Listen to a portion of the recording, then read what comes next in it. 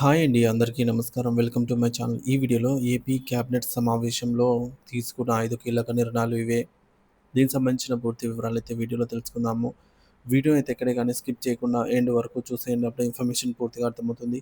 అలాగే వీడియో చూస్తున్న ప్రతి ఒక్కరు వీడియోకైతే లైక్ చేయండి ఫ్రెండ్స్. ఈ వీడియోని తోటి ఉద్యోగ పెన్షన్ మిత్రులతో అయితే షేర్ చేయండి. కొత్తగా మన ఛానల్‌ని చూస్తున్నవారు ఇంకా ఎవరైనా సబ్స్క్రైబ్ చేసుకోకుంటే వెంటనే మన ఛానల్‌ని సబ్స్క్రైబ్ చేసుకోండి. సో, దీని ద్వారా నేను చేసే లేటెస్ట్ వీడియోస్ అన్నీ మీ వరకు రీచ్ అవుతాయి. ఇంకా ఆలస్యం చేయకుండా వివరాల్లోకైతే వెళ్ళిపోదాము. ఫ్రెండ్స్, ఇక విషయానికి వచ్చినట్లయితే ఆంధ్రప్రదేశ్ క్యాబినెట్ కీలక నిర్ణయాలు. ముఖ్యమంత్రి నారా చంద్రబాబు నాయుడు గారి అధ్యక్షతన జరిగిన ఆంధ్రప్రదేశ్ రాష్ట్ర మంత్రివర్గ సమావేశం రాష్ట్ర సమగ్ర అభివృద్ధి, పారిశ్రామిక పురోగతి, యువతకు ఉద్యోగ అవకాశాల కల్పనకు ఊతమిచ్చే పలు కీలక నిర్ణయాలనైతే ఆమోదించింది. ఈ సమావేశం రాష్ట్ర భవిష్యత్తును దృష్టిలో ఉంచుకొని దూరదృష్టితో కూడినటువంటి ప్రణాళికలకు మార్గం సుగమం చేసింది. మంత్రి కొలుసు పార్థసారథి మీడియాకు వెల్లడించిన వివరాల ప్రకారంగా ఈ నిర్ణయాలు రాష్ట్ర ఆర్థిక వ్యవస్థకు కొత్త ఉత్తేజాన్ని అయితే ఇవ్వనున్నాయి. ముఖ్యంగా మొదటిది 1,17,000 కోట్ల భారీ పెట్టుబడులు. పెట్టుబడులకు ఆమోదం. ఏపీ క్యాబినెట్‌లో 1,17,000 కోట్ల భారీ పెట్టుబడులకు ఆమోదం తెలపడం ఒక చారిత్రాత్మక నిర్ణయం. ఈ పెట్టుబడులు రాష్ట్ర వ్యాప్తంగా వివిధ రంగాల్లో కొత్త పరిశ్రమల స్థాపనకు, ఇప్పటికే ఉన్న వాటి విస్తరణకు దారితీస్తాయి. ముఖ్యంగా స్టేట్ ఇన్వెస్ట్‌మెంట్ ప్రమోషన్ బోర్డు సమావేశంలో తీసుకున్న నిర్ణయాలను కేబినెట్ ఆమోదించడం ద్వారా పెట్టుబడులకు ఒక స్పష్టమైన ఆదేశం పంపబడింది. ఆంధ్రప్రదేశ్ పెట్టుబడులకు స్వర్గధామం అనైతే చెప్తారు. దీనివల్ల నిరుద్యోగ సమస్య, అలాగే ఉపాధి అవకాశాలు కలుగుతాయి అనైతే చెప్తున్నారు. ముఖ్యంగా రిలయన్స్ కన్స్యూమర్ ప్రాజెక్ట్ అండి. ఓర్వకల్లులో రిలయన్స్ కన్స్యూమర్ ఫుడ్ ప్రొడక్ట్స్ తయారీకి ఫ్యాక్టరీ స్థాపనకు, భూ కేటాయింపులకు కేబినెట్ అయితే ఆమోదం తెలిపింది. అలాగే చిత్తూరు జిల్లాలో సోయా ఫ్యాక్టరీ ఏర్పాటుకు ఆమోదం లభించింది. తర్వాత మష్రూమ్ ఉత్పత్తి సౌకర్యాలు. కర్నూలులో మష్రూమ్ ఉత్పత్తి సౌకర్యాలు అభివృద్ధి చేసేందుకు కేబినెట్ ఆమోదం తెలిపింది. తర్వాత అడ్వాన్స్డ్ కార్బన్ సంస్థ. అనకాపల్లిలో అడ్వాన్స్డ్ కార్బన్ సంస్థ ఏర్పాటుకు అనుమతి లభించింది. అలాగే ఏరోస్పేస్ ఆటోమేటిక్ కాంపోనెంట్ సంస్థ. అనంతపురంలో ఏరోస్పేస్ ఆటోమేటిక్ కాంపోనెంట్ సంస్థ ఏర్పాటుకు కేంద్రం ఆమోదం తెలిపింది. ఇది ఆర్థిక, సాంకేతిక విలువ గల పరిశ్రమలలో రాష్ట్ర పురోగతి నిదర్శనం. ఇక రెండవ నిర్ణయం ఏంటంటే శ్రీశైలం పుణ్యక్షేత్రం అభివృద్ధి, ఆధ్యాత్మిక పర్యటనకు పెద్దపీట. శ్రీశైలం పుణ్యక్షేత్రం అభివృద్ధికి కేబినెట్ నిర్ణయం తీసుకోవడం ద్వారా రాష్ట్రంలోని ఆధ్యాత్మిక పర్యాటకాన్ని ప్రోత్సహించాలనే ప్రభుత్వం సంకల్పన వెల్లడైంది. శ్రీశైలం దేశంలోనే ముఖ్యమైన శైవ క్షేత్రాల్లో ఒకటి. ఈ అభివృద్ధి పనులు భక్తులకు మెరుగైన సౌకర్యాలు కల్పించడమే కాకుండా ఈ ప్రాంతంలో పర్యాటకాన్ని పెంచి స్థానిక ఆర్థిక వ్యవస్థకు దోహదపడతాయి అనైతే ఈ నిర్ణయం తీసుకోవడం జరిగిందనమాట. ఇక మూడోది గూగుల్ ద్వారా దేశంలోని అతిపెద్ద డేటా సెంటర్ ఏర్పాటు. డిజిటల్ విప్లవంలో ఏపీ ముందడుగు. దేశంలోని అతిపెద్ద డేటా సెంటర్ను గూగుల్ ద్వారా ఏర్పాటు చేయబడుతుందని మంత్రి కొలుసు పార్థసారథి ప్రకటించడం ఒక గేమ్ చేంజర్ అనే చెప్పాలి. విశాఖపట్నంలోని 3 ప్రాంతాల్లో అతిపెద్ద డేటా సెంటర్ల ఏర్పాటుకు సంబంధించిన భూ కేటాయింపులకు కేబినెట్ ఆమోదం తెలిపింది. ఇక రైడన్ ఇన్ఫోటిక్ డేటా సెంటర్ కూడా విశాఖలో ఏర్పాటు కానుంది. ఈ నిర్ణయం ఆంధ్రప్రదేశ్ను డిజిటల్ ఇండియాలో ఒక ప్రధాన కేంద్రంగా మారుస్తుంది. డేటా సెంటర్ల ఏర్పాటు కావడం ద్వారా కృత్రిమ మేధస్సు, ఏఐ అభివృద్ధికి, సాఫ్ట్వేర్ రంగంలో రాష్ట్రం కీలక పాత్ర పోషించడానికి అవకాశాలు పెరుగుతాయి.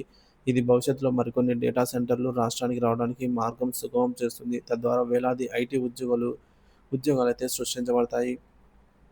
ఐదోది పర్యాటక అభివృద్ధి. స్టార్ హోటల్స్, రిసార్ట్స్‌కి ఆమోదం. రాష్ట్ర అందాలను ప్రపంచానికి చాటి చెప్పడం. ర రాష్ట్రంలో ఉన్న సహజ వనరులను వినియోగించుకుంటూ పర్యాటకాన్ని అభివృద్ధి చేయడానికి కూటమి ప్రభుత్వం కట్టుబడి ఉంది. అందుకు అనుగుణంగా రాష్ట్రంలో స్టార్ హోటల్స్, రిసార్ట్స్ ఏర్పాటుకు కేబినెట్ ఆమోదం తెలిపింది. ముఖ్యంగా అరకు వ్యాలీ, అమరావతి వంటి పర్యాటక ప్రాంతాల్లో ఈ సౌకర్యాలను ఏర్పాటు చేయడం ద్వారా అంతర్జాతీయ పర్యాటకులకు ఆకర్షించవచ్చు. అలాగే సంక్షేమంతో పాటు రెవెన్యూ మార్గాల అన్వేషణ, సమతుల్యత అభివృద్ధి లక్ష్యం. సంక్షేమ పథకాలను అమలు చేస్తూనే రెవెన్యూ వచ్చే మార్గాలను చూడాల్సిన అవసరం ఉందని మంత్రి పార్థసారథి స్పష్టం చేశారు. ఇది ప్రభుత్వ సమతుల్యత విధానానికి నిదర్శనం. సంక్షేమం ద్వారా ప్రజల జీవన ప్రమాణాలను మెరుగుపరుస్తూనే పారిశ్రామిక అభివృద్ధి, పర్యాటకం, ఐటీ రంగాల ద్వారా రాష్ట్ర ఆర్థిక వృద్ధిని సాధించాలనే సంకల్పాన్ని ఇది తెలియజేస్తుంది. కొత్త పరిశ్రమల స్థాపన, మౌలిక సదుపాయాల కల్పన, పర్యాటక ప్రమోషన్ వంటివి రాష్ట్రాన్ని దీర్ఘకాలిక రెవెన్యూ అందిస్తాయన్నమాట. తద్వారా ఈ మేరకు సంక్షేమ పథకాలకు నిధులు సమకూర్చడం సులభతరం అవుతుంది. ఈ విధానం ఆంధ్రప్రదేశ్‌ను ఆర్థికంగా బలోపేతం చేసి, అభివృద్ధి చెందిన రాష్ట్రాల సరసన నిలబెడుతుంది అని ముఖ్యమంత్రి చంద్రబాబు నాయుడు గారి నాయకత్వంలో ఏపీ క్యాబినెట్‌లో తీసుకున్న ఈ నిర్ణయాలైతే ఈ విధంగా ఉన్నాయన్నమాట. మరి ఉద్యోగ పెన్షన్‌ల విషయానికొస్తే ఏపీ సీఎం చంద్రబాబు నాయుడు గారి అధ్యక్షతన సచివాలయంలో ఈ యొక్క మంత్రివర్గ సమావేశం ముగిసింది. ఈ సమావేశంలో ఈ 5 కీలక అంశాలకు ఆమోదం తెలిపారు. ప్రస్తుత ప్రభుత్వ పాలన ప్రారంభమైనప్పటి నుంచి ఉద్యోగులు ఎదుర్కొంటున్న సమస్యలపై నిర్లక్ష్య ధోరణి కొనసాగుతున్నట్టు తెలుస్తోంది. నిన్నటి నుంచి కొన్ని మీడియా ఛానెల్‌లో ఈరోజు జరిగే కేబినెట్ సమావేశంలో డీఏ ఇచ్చే అవకాశం ఉందని, అలాగే electronic and print and press మీడియాలో కూడా ప్రచారం పేపర్‌లో కూడా వచ్చిందనమాట ఒక డీఏ ప్రకటన అని. కానీ కేబినెట్ అనంతరం చూసినప్పుడు డీఏ కానీ, ఐఆర్ కానీ లేదా ఉద్యోగులకు సంబంధించి ఎటువంటి సానుకూల నిర్ణయం తీసుకోలేదని స్పష్టమవుతోంది. ప్రస్తుత సమస్యలు పెండింగ్ డీఏల బకాయిలు 2019 జూలై 1 నుంచి ఉద్యోగులకు 27% డీఏ ఇచ్చిన గత ప్రభుత్వ తీరును ఇప్పుడు కొనసాగించలేకపోవడం, ప్రస్తుతం ఉన్న డీఏ పెండింగ్‌లు ఇంకా పరిష్కారం కావటం లేదు. సిపిఎస్ ఉద్యోగుల ఖాతాల్లో 10% క్రెడిట్ చేయవలసిన చెల్లింపులు ఇంకా పెండింగ్‌లోనే ఉన్నాయి. రెండోది జీతాలు, ఇతర ప్రయోజనాలు, ఈఎల్ సరెండర్ లీవ్ బకాయిలు, పోలీసులకు టీఏ చెల్లింపులు పెండింగ్‌లో ఉన్నాయి.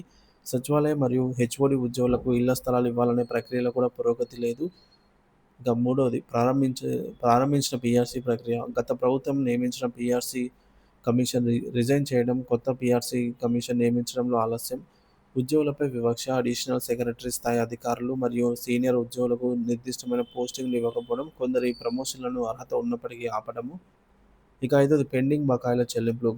ప్రభుత్వం గతంలో పెండింగ్ బకాయిల దశల వారీగా చెల్లించడానికి కార్యాచరణ ఏర్పాటు చేసేవారు. కానీ ఇప్పుడు ఎటువంటి మీటింగ్‌లు లేదా చర్చలు నిర్వహించటం లేదు.